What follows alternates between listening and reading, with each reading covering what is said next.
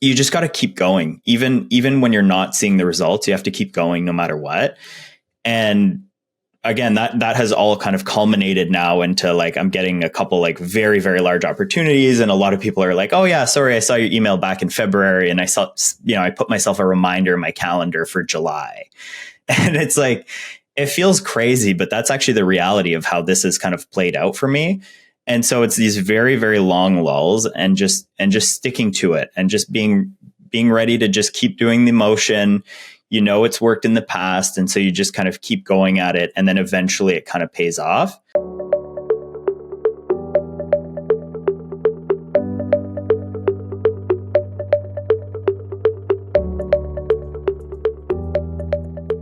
Hi, I'm Mike, co-founder of Connect CPA and your host at GrowthTales.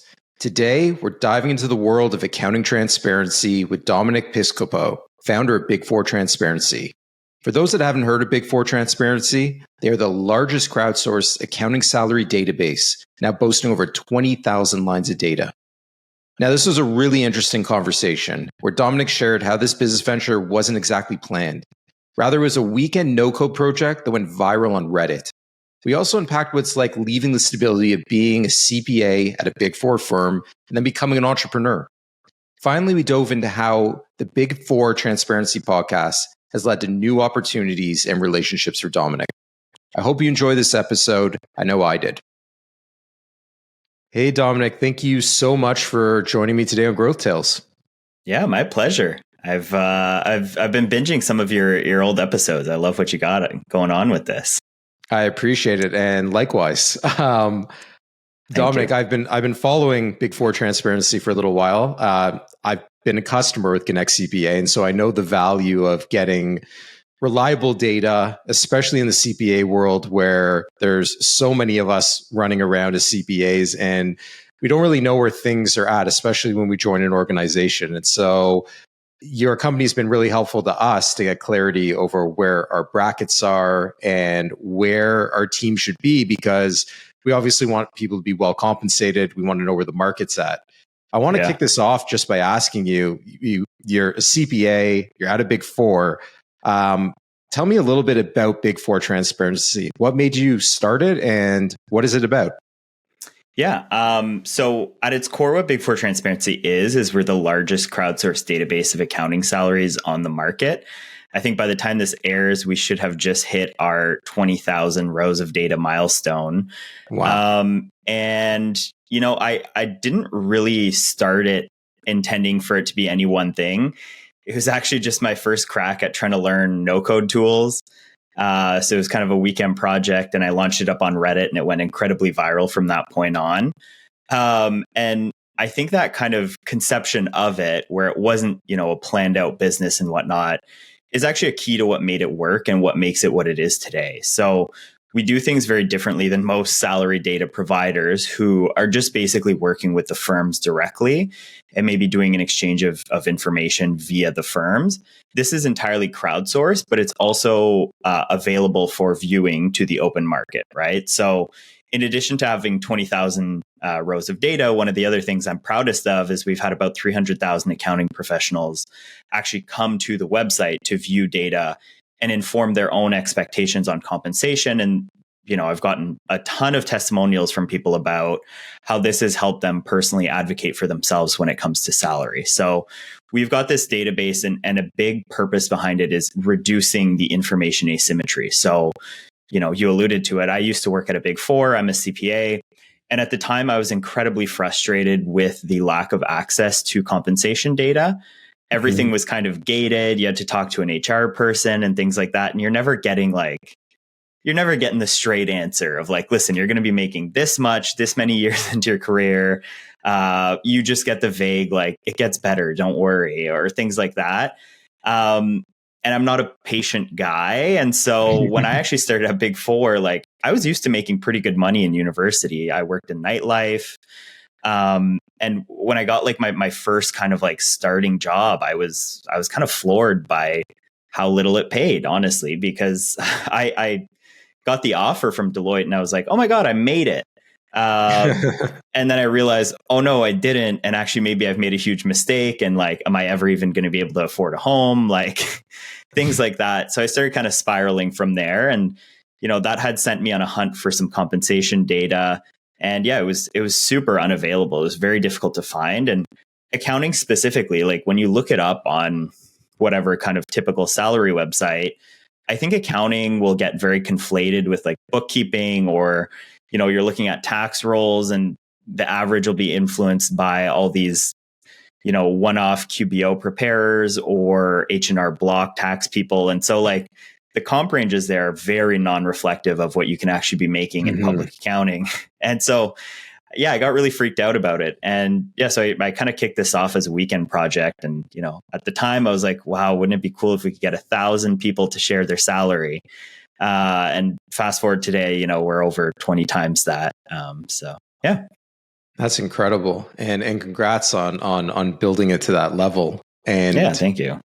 Dominic, I think you spoke on something that resonated with me as well, which is Big Four for sure. They have HR function brackets. They're very, very defined in their HR policies and structure because they're huge companies. But when you go down to the mid-market and then a level below the mid-market, the data isn't really accurate. To your point, is that like averages don't reflect averages because they have actual outliers to the left and right. And that's the exact situation we found ourselves in, is like, where are people actually at? There's just no transparency, which is why I love the name of the business.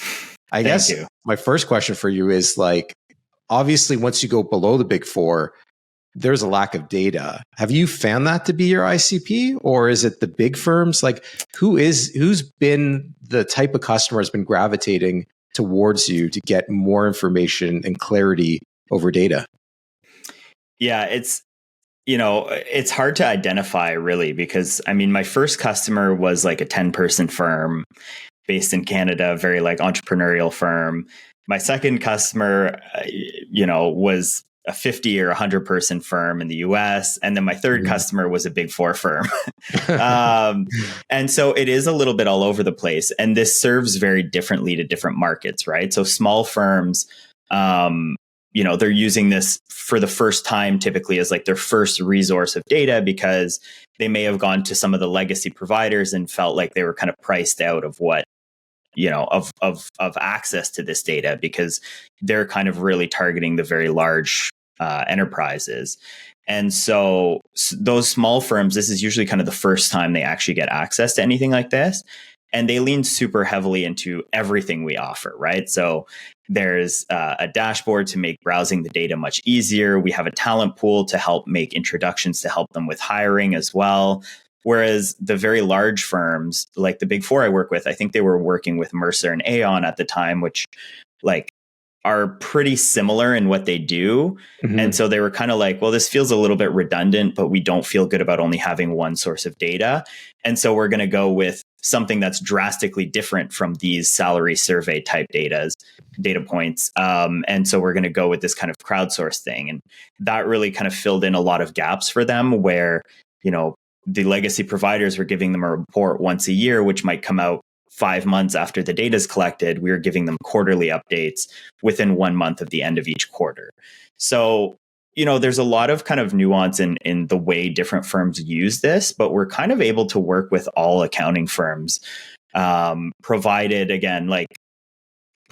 they're hiring kind of CPAs and looking to be competitive, right? Or not even necessarily CPAs, but that they're looking to be competitive in the market. Because there are some firms that are like, no, we're going to be a 1040 mil or a T1 mil, and we're just going to pay the least we can. And, that's outside of my ICP. But other than that, it's pretty much every firm that we're able to support. Yeah, that's incredible because it's a wide market, and there's obviously many firms across North America that are seeking data. You mentioned when you told me that you didn't initially have this plan of like, hey, this is going to be a business. You went to Reddit. And I find that to be incredibly interesting because that's where I went when I was a senior associate, to go, hey, let's get on here and talk about this, because no one knows where other Big Four firms were benchmarked. If you had multiple offers, it was this like confidential thing nobody really spoke about. But if you went on to Reddit and into this other world, people were starting to talk. Do you think your ability to gather data has been because you're younger, you're in that space, you're doing a new age way of data collection rather than being like a big organization doing random surveys? What do you think the reason for your success of being able to gather that data has been? And also you're a CPA, obviously, from a trust perspective, but what do you think that special sauce has been for you to be able to gather this data? I think the biggest thing is proof over time that I am respectful of the, kind of unwritten social contract between myself and everyone who's used this and made this possible. So there've been, 20 copycats who've tried to do what I've done, or even, there've been companies who've done this before me as well. And pretty much every time they basically have like grabbed the bag and tried to either turn around and just sell this data and then block off access to individuals, or, suddenly it's paywalled and people can no longer access this thing after they've shared their data. And there's been so many instances of people who've just kind of proven that. And I, from the kind of get-go, communicated this of like, hey, like for this to be sustainable, I'm going to have to try to find a way to monetize it. But I do think that there's kind of a minimum level of service that I believe I owe back to the accounting professionals who've shared their data, which is that they will be able to browse this. Now, what I've done to create a monetizable product instead is I need to build something so far beyond just being able to kind of scroll this database that people will become willing to pay for it. But that has become kind of my minimum standard. And as I roll out new features and views to paid users and accounting firms, the idea being like, if I can maintain that kind of level of separation of like, monetizable services, I want to keep moving forward the free offering for individuals to be able to use this as well. So I want to keep improving what I'm offering to people to be able to advocate for themselves and establish their own compensation. And again, I think that it has been the trust that is built over time where I've had opportunities and I've had, investors speak to me saying, you just got to paywall this, easy peasy, right? Mm-hmm. And that has been kind of like a hard line in the sand for me where I'm just not really willing to do that. And I think over time, that's what's made this possible. Yeah. That's amazing. And I think besides the fact that you've obviously built a big set of data, and as you mentioned, like probably the most granular database of information that's out there right now, the value is huge to firms. But I'm curious about, it's one thing to now have the data. It's another thing to turn this into a business and to build this into actionable insights. Yeah. What have been some of the challenges now that you have all these rows of data? You figured out how to monetize it. You're amazing at marketing, but building a business is difficult. And so what have some of those challenges been in terms of getting this off the ground and figuring out how to give a valuable offering to these accounting firms? I mean, it's just absolutely like, for me, it's been just trial and error and throwing things at the wall until they stick. And that, like, in business, to me feels like this is what I can do to differentiate myself from other people is mostly relentlessness. Like, I'm not necessarily like a product genius or like, a great developer or creator of things. Like, I built this on a no-code tool. The website's still kind of like, it's fine. It's not that good, but I tried so many things. Like, my first monetization, I think, was maybe LumiQ did a banner ad with me. Mm-hmm. And then I started talking to them about launching a job board. And so I started collecting emails, had a job board there. I realized a job board's a really hard business because if you're doing a good job, your job posting should not be there for more than 2 months. And so your entire customer base churns out within a 2-month period. And so that big realization was actually when my friend got married in the Dominican and I got COVID and food poisoning and this and that. And I was out for like a month almost, like, because I was doing this on the side too. So when you're pretty sick, like, it's really hard to like go do your side hustle after work too. And so I kind of let it sit, and I had gone from, whatever, maybe it was $1,200 or $1,500 a month run rate to like $200. And I was like, wow, this is not good. Like, I'm on a treadmill constantly. And so I killed that off. I've tried 101 things. I had tried to launch a community. Community didn't pick up. I don't think I had the audience at the time. And so I just kind of kept trying things. And I actually started getting a little bit of inbound or people kind of like hinting that they were HR individuals using this. And they're like, wow, this is useful if you're someone who's just looking to understand like what one role is, but like this is not great if you're trying to set up like a firm's comp structure around that. And I was like, oh, there it is. Cool. So we'll try that. Right. And initially I was basically just selling like a Google Doc sheet with a bunch of pivot tables that I would build for the firm in it. And then eventually kind of built it out from there. So turned it into a dashboard, kept refining the dashboard, improved that. And then now we're actually about to launch like an enterprise portal, which is just going to make it feel a lot more official and a lot more legit. And then the next step is going to be kind of like interactive AI that can like, sit on top of the data set and answer questions for you. That's amazing. That's a great evolution in features that I think would allow the product to, as you mentioned, cater to that larger market, especially along a lot of data set, along a big data set in order to get that information. Dominic, like you have entrepreneurial spirit. Like I'm curious. Thank you. For a CPA that's coming out of Deloitte and like, not the stereotype, obviously CPAs have changed quite a bit. You see a lot of them doing diverse things that are very entrepreneurial, but on average, the stereotype is still somewhat true. So I'm curious, like, where does the entrepreneurial spirit come from with you? Like, where does this background? You started Big Four. Yeah. Trying and failing and walking away from something stable is not easy, and iterating. You mentioned the job board, all these things. So where does that come from for you?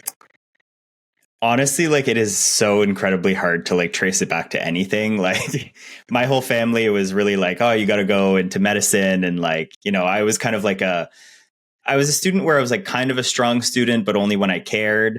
And that actually continued through university too. Like I'd have, 10s or 6s in terms of GPA. Like it was one or the other. And it was like either you cared about this class or you didn't. And I was always kind of like really attracted to whatever the next thing was, but there was never a clear plan for me. And I don't think I was ever exposed to like entrepreneurship in any kind of real serious way. I didn't really have that in my family. I wasn't pushed towards it, but there was always something where I felt like, a square peg trying to cram myself into a round hole. So like where I excelled in school was like I'd pick up extracurriculars or like I would start things like a buddy and I started doing like comedy skits to replace the morning announcements at high school. Like we were just always kind of like messing around, and like I'd always just kind of chase something of being like, oh, this sucks. Like this could be better. Right. In high school, like I was doing some DJing too. Like I would DJ some weddings. My dad did that on the side. He would do like 2 weddings a year. And then I was kind of like, oh, we have this gear. Like I might as well try it out. I've always been very financially driven, like very like driven towards those outcomes. And yeah, I don't exactly know where it came from, but it was always just something felt off. So, and that made Deloitte really hard for me. Like I got put into the best position possible when I joined the firm. My coach was like the wonderkind of Deloitte Canada. He's like in national tax office now. He's the one who comes up with like the crazy tax plans and stuff. We had like a great managing partner. I was surrounded by really good people. And yet like, I had so much trouble just like respecting the confines of the role a little bit, or what was like expected of me.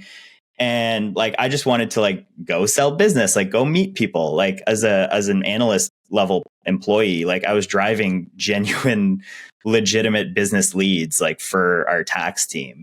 And so I just kind of like, I was always like, it wasn't quite right. And so, yeah, when I finally got the opportunity of, I had something with traction here, I pretty quickly started making plans on how I could kind of bridge that gap to be able to jump to doing this full time and really focusing on it. And again, I had tried things prior. Like I had launched a Pocket Square business on Shopify because I was thinking about, trying to get a job at Shopify. And I immediately was like, well, the best thing to do would be launching a Shopify store. That went terribly. I probably broke even on it or something like that. And I have like hundreds of silk Pocket Squares in my basement now. But So it was just always like an itch that I had. I think that got developed and refined greatly though via podcasts. And I like to talk about that a lot for people, where if you're not surrounded by the type of people who are going to drive you towards what you're trying to do, I do think consuming a large amount of that content can help normalize what you're trying to do, and B, like inform you. Like it kind of is a proxy for like having a bunch of really entrepreneurial friends. And you often see that like in a group of people, when one person finds great success in business, often you'll see their friends start to try things a little bit more and thrive and succeed. And so for me, like podcasts, like My First Million, Indie Hackers, like all these things, like really normalized that idea for me. And I think that's what got me wanting to learn no code tools in the first place, which eventually kind of crumbled towards, Big Four transparency existing. So podcasts played a huge role for me. Well, let's talk about that for a second. So you've gained a lot of traction, and I think you've gained a lot of connections and strength within the community because of the fact that you've brought on a lot of guests that are connected to the space, and you've gained a lot of traction in the podcast. But the podcast is a marketing skill. You're a CPA by background. How did you develop that muscle? Like, how did you learn to become a marketer for the podcast? It's funny because I really don't consider myself a very savvy marketer. Like I've tried so many things and I found like little bits and areas that I understand. So like I probably have 10 or 15 million impressions on Reddit, for example, but like couldn't run a Facebook ad for the life of me that'll get like a single click, right? So I definitely don't consider myself like a great marketer, but there are little things and little areas where I spend time where I'm like, oh, I understand this and I understand the nuances of this. And podcasting, same thing. Like I've listened to more podcasting hours than anyone I can think of. And so when you become so ingrained in that, you start to learn, right? And my biggest challenge with Big Four transparency was that, I think that like accounting firms are very trust-based. I don't think they're super quick to click on an ad and buy whatever it is that's being showcased there. Mm-hmm. I think it's a very, very long process of building trust. I think, a referral goes a super long way. Like they want to understand that these things happen.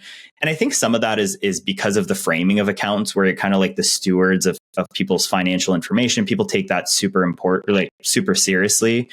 And I think that's a good thing.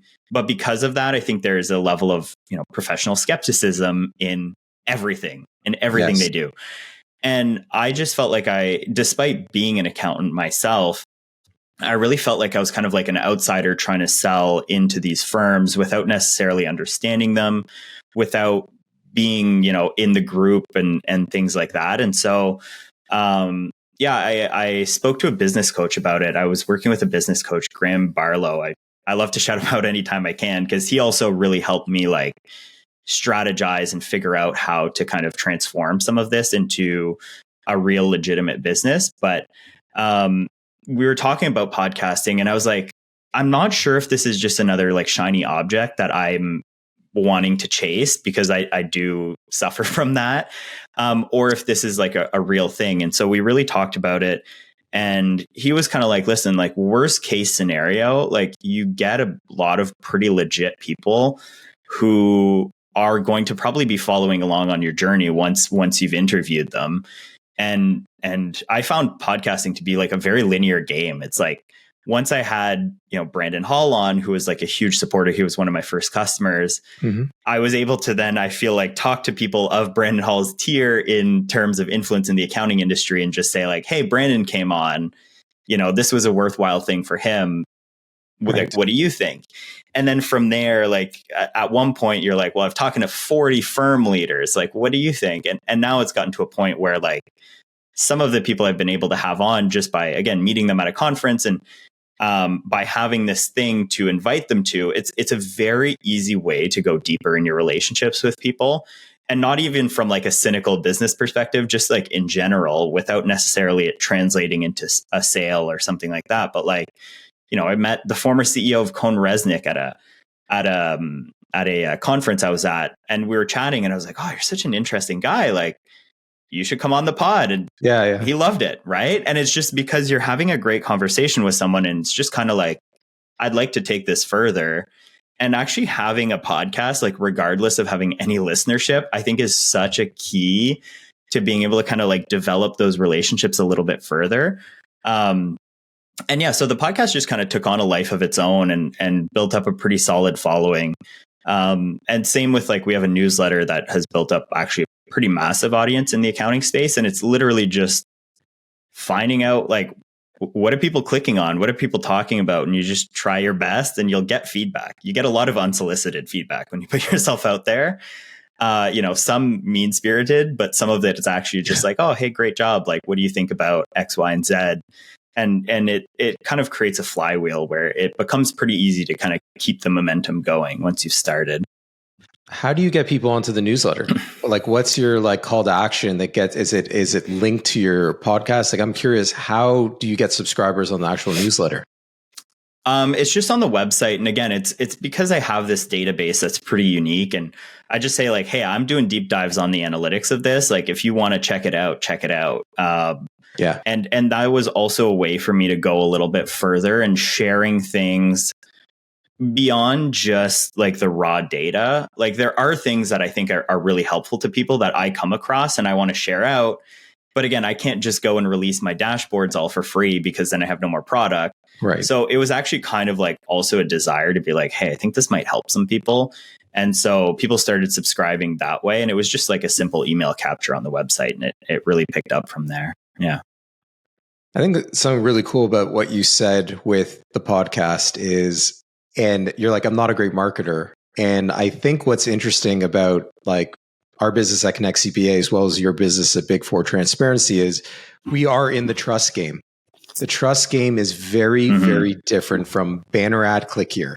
Meaning you don't make decisions over things that require a high degree of trust and authority. You don't make those decisions just off a Google ad to that point. And so I think you've done an amazing job on the podcast. And thank you. I think other people in the space, including me, we're using it as a form of authority to go and say, hey, wait a minute. Here's a CPA building an audience, building traction, talking about interesting thing with interesting people in our space. It does show you that podcasts can go a long way.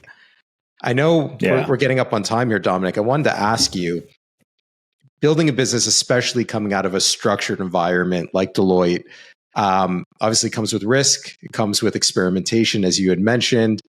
What have been some of the lessons you've learned that you wish you knew before you started? Yeah, I mean, I'm going to say probably two things, but they kind of boil down to the same thing, which is you have to be in it for the long game. So one of them is patience. Like I shared that previously. Like, I am incredibly impatient just in general. Like I'll do the thing and I'm like, all right, like what's the outcome? Like, give me the outcome now. Right.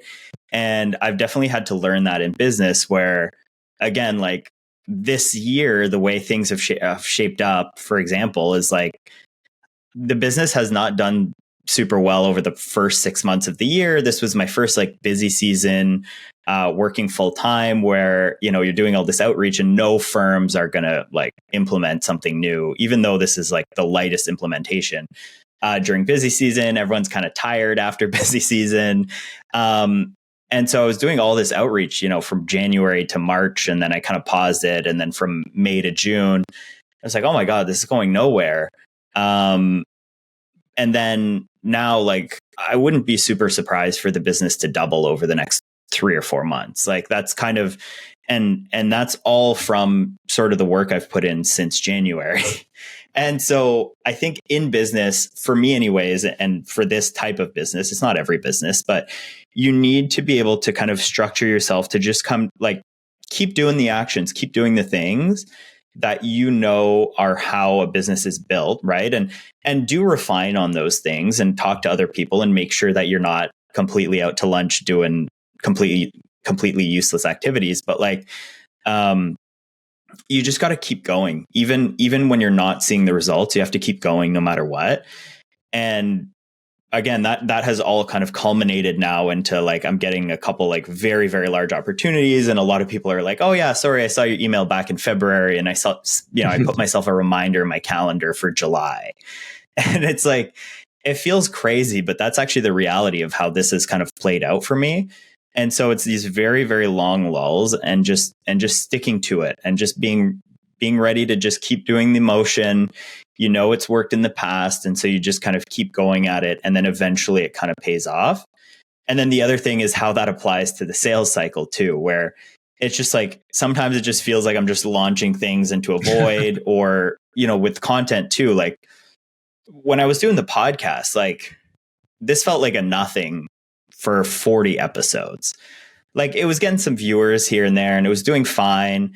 And then all of a sudden, like I have people being like, oh yeah, this is like, to me, a source of authority. Or you have brands start coming to you and they're like, oh, we've been wanting to work with you for the last like 3 months. Like, you're like, well, where was all this in the past? And it just kind of all of a sudden happened. Right. And it would have been very, very easy to give up 25 weeks in, 30 weeks in, 35 weeks in. And then all of a sudden it was like, oh my God, this is so worthwhile. Right.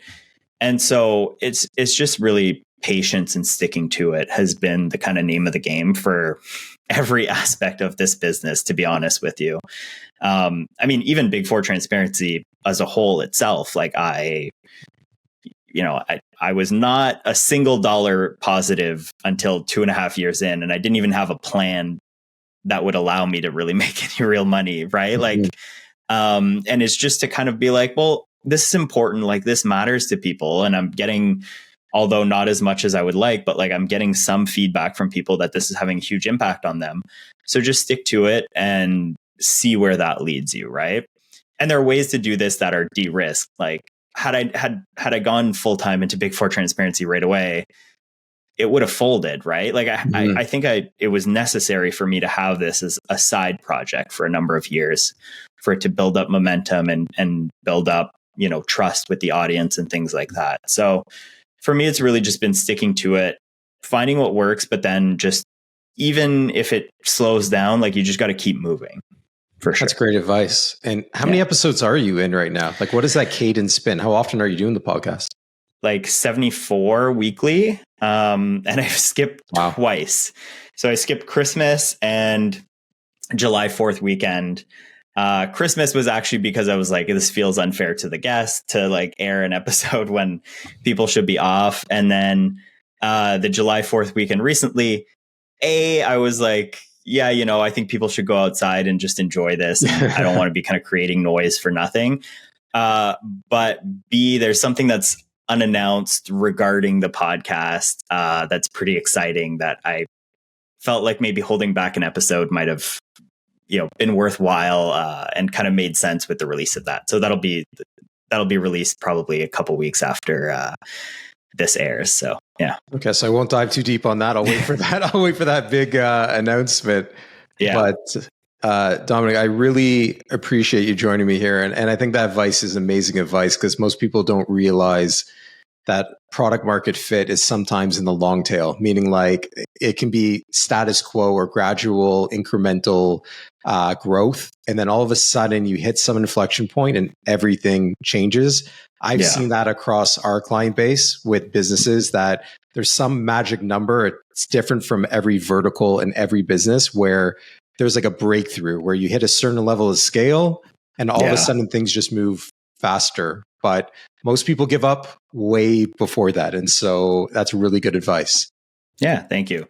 And I mean, for accounting very specifically too, right? Like I think the way that they do sales is, again, like a referral is worth its weight in gold in accounting. And so you need to have worked with firms for a little while before they're even going to refer you, right? And like, so there is that long kind of tail of patience. And then alliances are huge in the accounting world. If anyone's listening and trying to sell to accounting firm, like accounting alliances are super pivotal in terms of that. So even learning that, I was 9 months into the sales process before I even was like, oh, this is how firms buy, right? So again, like keep going through the motions, but also make sure you continue to learn and refine and understand what maybe you're doing wrong for sure as well. Yeah, that's important too. Well, that being said, Dominic, now we are running out of time either way, but really appreciate you joining.